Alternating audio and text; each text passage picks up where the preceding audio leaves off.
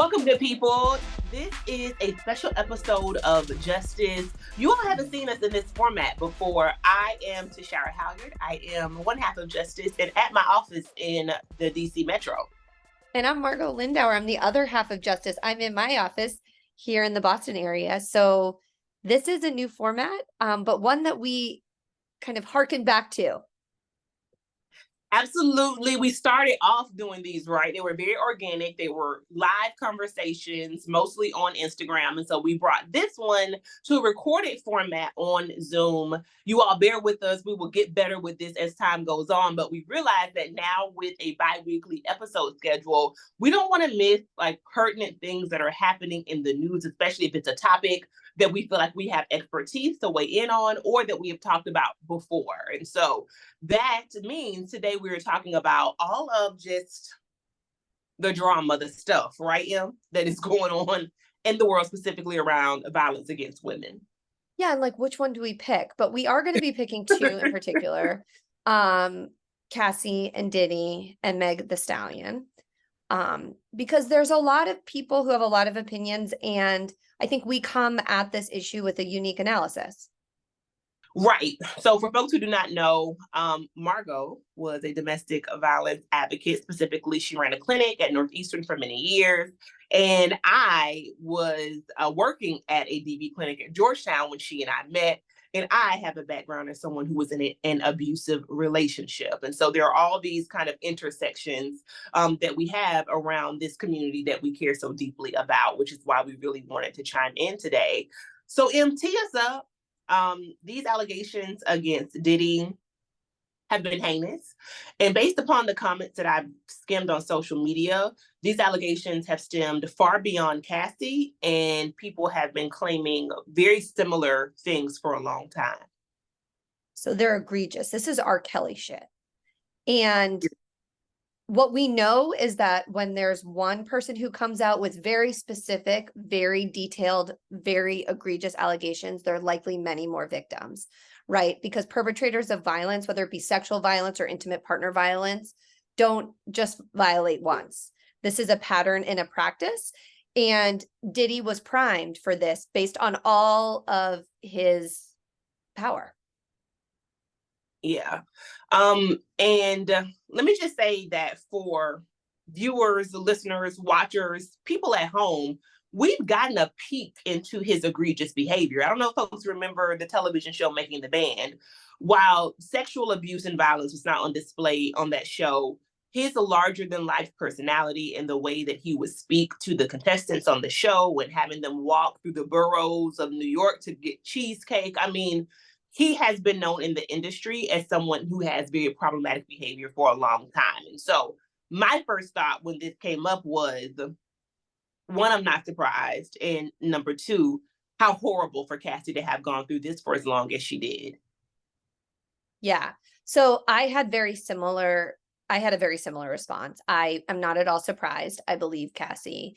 I think the allegations that she shared are probably just the tip of the iceberg, and there are absolutely more victims. I mean, we know that Aubrey O'Day had come forward and hinted at some of the problematic behavior, including a forced pregnancy termination. I don't know the specifics of the Cassie agreement. No one knows them, so I think that's the thing that I wanted to focus on, or one of the elements that I wanted to focus on in this conversation, right? But I imagine an NDA is part of it, because I imagine there was a financial settlement that Cassie agreed to. And as part of her receiving that settlement, she cannot share or continue to talk about what happened. She can't share what the settlement was, and she cannot continue to talk about what happened in a relationship with Diddy. So everything is dampened. There's probably someone who has not been inundated by the news around this. So let's just quickly just lay out what Cassie alleges. She says that they started dating when she signed to his music label. She was 19 years old. Ding, ding, ding. That would like be issue number one. Not only is he signing her to his label, he's her boss. He's much older. He has all the power in her nascent entertainment career. He's controlling what she says, how she dresses, what she looks like, how she's presenting herself to the world, and they're in a romantic relationship. There is no parity there. So continue, but That's issue number one. At all. And to the point of her nascent career, I mean, imagine wanting to enter into the show business or entertainment industry. I mean, obviously there's going to be an imbalance from the start with whomever your employer is, because I think people just have all of these hopes and dreams just to get their foot in the door. And so Cassie meets him. Very soon after, they start to date. He introduces her to this whole jet set lifestyle. At this point, I mean, he is a multi-millionaire. And she just described a pattern of abuse over the time that they were together. Some things that I don't even really want to repeat. If you're interested, Google it. But one of the things that stood out to me is the amount of drugs that he would coax her into using, coercing her into having sex with other men while he watched, warrior style. One time he accused her, I think, of talking to another man. No matter what ignited it, they got in the car and he kicked her multiple times in her face. She talked about how she tried to get away time and time again. She would have to basically escape, and he would send out his employees to find her, to the point where they even would say to her, if you don't come back to him, he's going to ruin your career. And the worst part, trigger warning here, is that he broke into her apartment one time and sexually assaulted her. And I'm sure the allegations run much deeper than that. And so, again, to Margo's point about specificity, there was much of it, and I'm sure it was just the tip of the iceberg. So I always say this, but it is so true, and I think it bears repeating. No one wants to be a victim of intimate partner violence or sexual assault.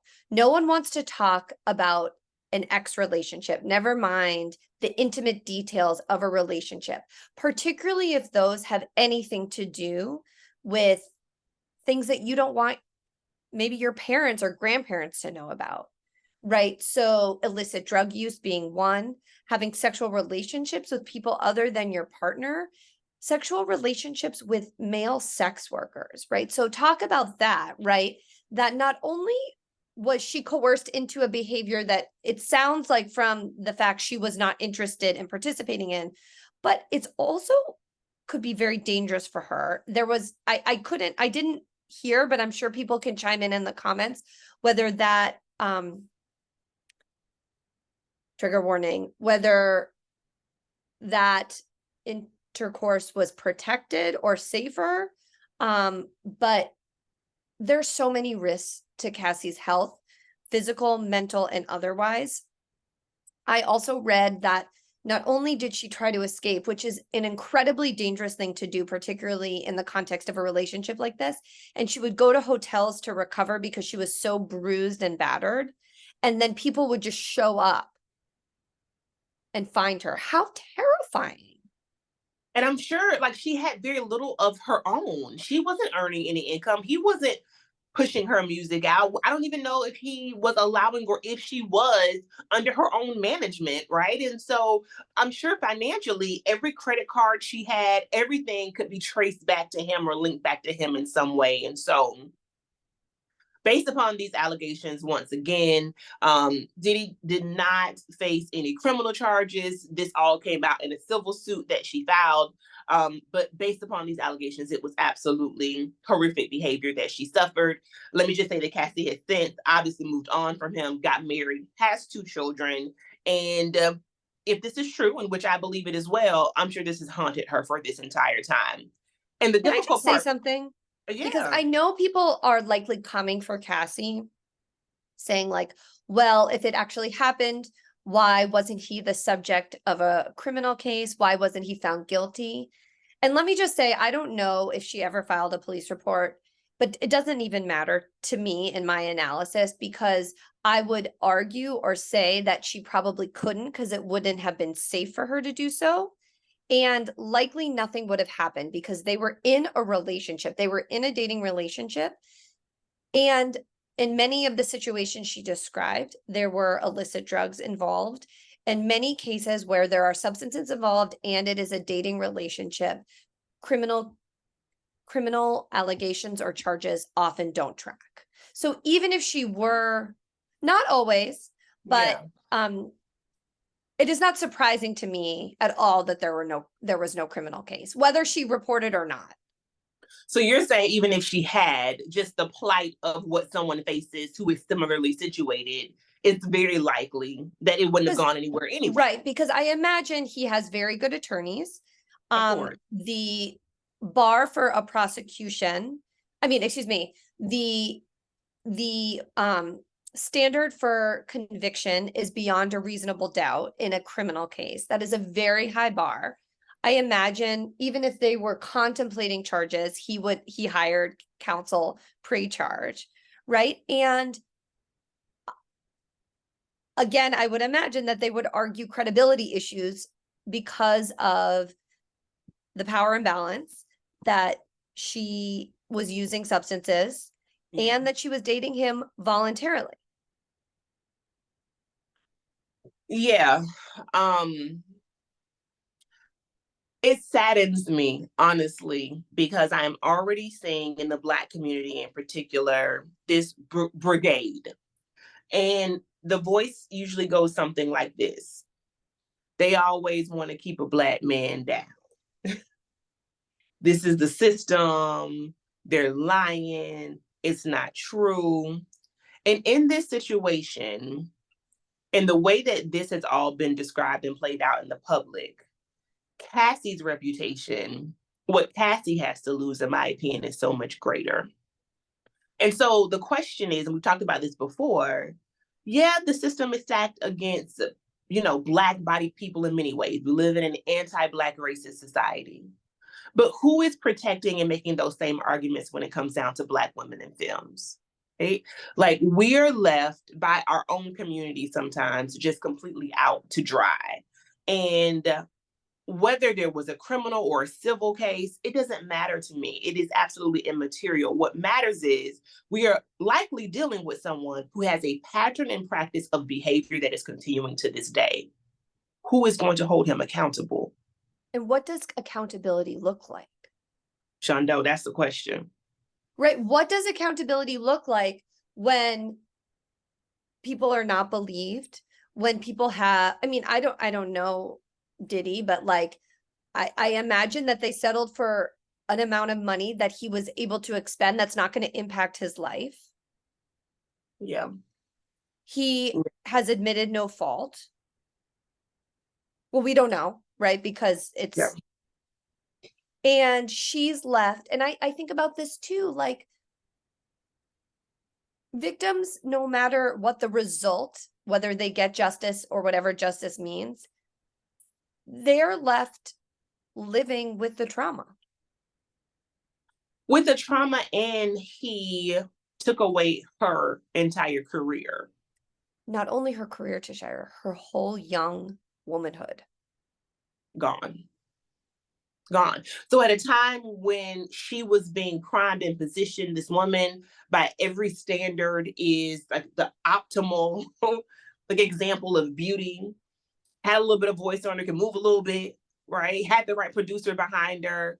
She could have been as big as, who knows? The sky could have been the limit. And here she is today with no musical career to name, at least, and now being aired out to dry in the court of public opinion for trying to, at least in some way, hold him accountable and seek compensation for the harm that was done against her. I just think she had everything to lose. She has had everything to lose. I completely agree with that. And there's something that sat with me, or I've been sitting with since reading her public statement, was they had to agree to the statement, right? I imagine they agreed to the statement that was released. And I imagine it went back and forth, right? And there's something that she kept in or advocated for that I feel like so happy on her behalf. And it said something to the effect of, we decided to amicably settle this issue. And she said, so that I could have some control over, I don't know exactly what she said, the narrative or I thought that. And I'm so glad that she kept that in, because when you think about a violent relationship, a coercive relationship, an abusive relationship. It's all about power and control, right? And in that relationship, he clearly had all of it, right? You've talked about the economic control. He had the sexual control, right? Which is a huge part. He had the professional control. Who knows what he did to her, like, social life? Like, I imagine she was isolated from her friends and family, right? Her community. And she lost all her control. And she did get to make that decision in this moment on November 21st or November 20th, 2023, to settle and control that. And I was happy for her on that. Thank you for that reframe, Margo, because I think that there are some people who, for them, it kind of undermines her credibility that she settled. But what you're I'd say saying fuck is, off. You know what? Because I'm sorry, it's like this go woman's off. life has been ruined. She should be a queen, like being treated to all the spa treatments every day for the rest of her life and have live-in help to take care of her kids. Like, she has been through it. And he took it all from her. So damn right. And there's also arguably not enough financial compensation to undo the harm. Like, you can sleep a little bit easier, maybe in a more comfortable bed at night, but who knows what is going on in her mind, But what she all has of those to deal with. dreams she had, and the other thing that we haven't talked about, you touched on it about the professional, but probably no one would hire her because of him. Blackball. Who's going to sign her? Yeah. Because they're scared of him. They're scared of him. They're afraid of his, his contacts and connections behind the scene. Who knows what phone calls he was making? Yeah. I mean, he would not even let her leave. Do you think he was about to let her sign another contract? Okay, No. here's the other thing, and I want your opinion about this because I know we talked about it related to R. Kelly a while ago. These bodyguards. Girl. When I tell you, everybody off with everybody head, because you don't exert this kind of control over someone by yourself. It's impossible, right? He was running a multi-million-dollar corporation, multiple businesses. So all of these people that have been just doing the work for him and other abusers like him, R. Kelly, Epstein, Weinstein, everybody needs to be held fucking accountable because it is absolutely ridiculous. I know she was over 18, but in my mind, she was a child, Margo. We could have a 19-year-old child. Even if, say, she were 23 and he were 28, you don't date, he still has all the power because of the nature of the relationship. It's the same thing and the same reason why, in corporations or in academic settings, you don't date your professor, even if your professor is only 5 years older, because there is an innate power imbalance in that relationship. And I want to talk about this very specific form of misogyny that Black girls face. And we've touched on this before around adultification bias. And this idea that, yes, at 19, you are an adult, but as you said, right, there was a very obvious power imbalance. And so for these people who were arguably also much older around them, who were allowing for this abuse to go on and who were also supporting it, taking part in it, possibly, I think there's something there around Black women. And I don't know how she identifies, but let's just Woman say of color. the woman of color, and she has kind of been, I think, centered around Blackness in a particular way through her relationship with him and also musically. But for Black women, I'll be more specific, there's this idea that we know more about sex, that we are more sexually active at a much younger age. And so her facing kind of this Jezebel stereotype, she's just with him for the money from the absolute beginning, is all based upon implicit biases at play, in my opinion, because we weren't there. We don't know the nature of their relationship. And based upon everything we've laid out today, who really stood to gain something? I mean, he never put her on musically. What did she get out of the relationship with him? Flying on a jet that she was abused on? So, in my opinion, the fact that she was not protected has much more to do with bias than anything else. I agree, and I also think that the generalized criticism of her and her intentions has everything to do with misogynoir, and how we discredit Black bodies and Black women and femmes in particular, and how we're so quick to assume these individuals are at it for the money over their experiences. Yeah. So hashtag we stand with survivors, hashtag we believe survivors. Believe women, misogynoir. These are not difficult principles to adhere to. And can I say one more thing? Oh yeah, absolutely. So for all of those people coming for her, why would he settle if it wasn't true? So quickly, shut it down. Quickly. There was a there there. There was a there there. And I was actually really I was happy, Margo, because the first place I saw this on, it was on social media. A person named B. Scott, who I have loved for years, and B. Scott's post about it, I was reading the comments, and in the comments, there were many, many, many more people that were in support than against. And I think we have lived in times where that was not true. So I was grateful for that.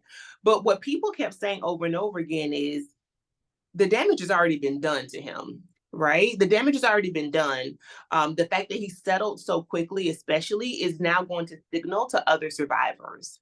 And this will likely be a domino effect. And at the very least, what it causes in the industry, or it should, is a strong fucking side eye. A strong fucking side eye. And I think more than that. Well, I hope so. I hope that she will not be a disposable victim. And this will not be like some of the people who came forward around R. Kelly who were just not believed for years. But times are changing. And I think the fact that we do have people, Bill Cosby and others, who to some degree, faced a court of law. And I don't know if their survivors would say justice happened or not, but we know R. Kelly is incarcerated.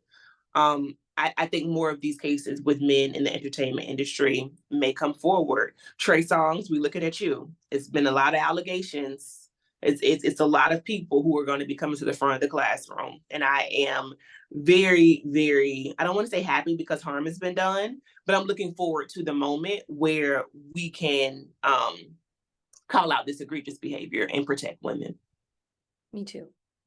And the last thing that we don't have a lot of time to talk about today, but we will hopefully touch on soon, is what is happening with Meg Thee Stallion. We're your team Meg over here, and she's had a difficult time lately, especially being that her ex-boyfriend took to the studio and created a diss track. I don't know. I haven't even listened to the entire thing, but some of the things that he said about her are just nasty and vile, and it's more slut shaming and just vitriol that Megan has had to face for a while. And so sending love to Meg and other women who are just at the victim of these horrific systems. And put in the comments, this is the first of what we hope to be many of these short installments. So put in the comments if you're so inclined what you'd like us to talk about, because we can jump back on anytime. All right, good people. We look forward to seeing you next time. We don't know if this is going to make it to YouTube and audio, but if you're watching us on YouTube, please, please subscribe. We don't want you to miss anything, and we will see you next time.